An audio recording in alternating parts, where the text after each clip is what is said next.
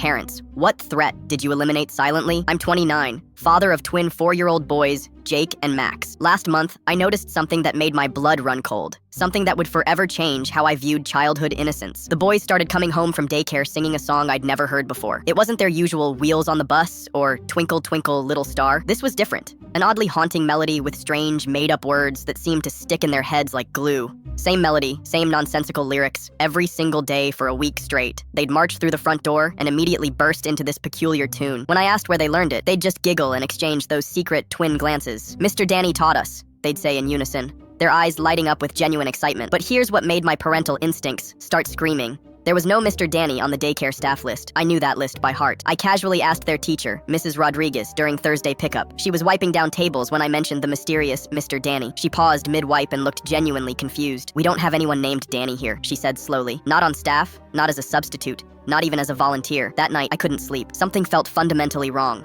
Like puzzle pieces that didn't fit but were being forced together anyway. My wife Sarah was out of town for work, so I was alone with my growing paranoia and 2 sleeping boys who trusted everyone with the beautiful naivety of childhood. The next morning, I called in sick to work for the first time in 2 years. I dropped the boys off as usual, then drove around the block and parked across the street where I had a clear view of the playground. I felt ridiculous, like some paranoid helicopter parent, but I couldn't shake the feeling that something was terribly off. At exactly 10:30 a.m., I saw him, a mid-40s guy in a faded maintenance uniform, appearing from nowhere and walking casually to the back of the building where the playground was located. My heart started pounding as I watched him during outdoor time. He wasn't fixing anything, wasn't maintaining anything. Instead, he was interacting with several kids, crouching down to their level, engaging them in animated conversation. The way he systematically singled out the quieter ones made my stomach turn with sick recognition of predatory behavior. I grabbed my phone and called my buddy Marcus, who works security downtown. "Marcus, I need you to run a background check on someone for me. This is serious." My voice was shaking as I gave him the license plate number I'd frantically scribbled down. 2 hours later, Marcus called back. "Dude, this guy's not employed by any maintenance company in the city."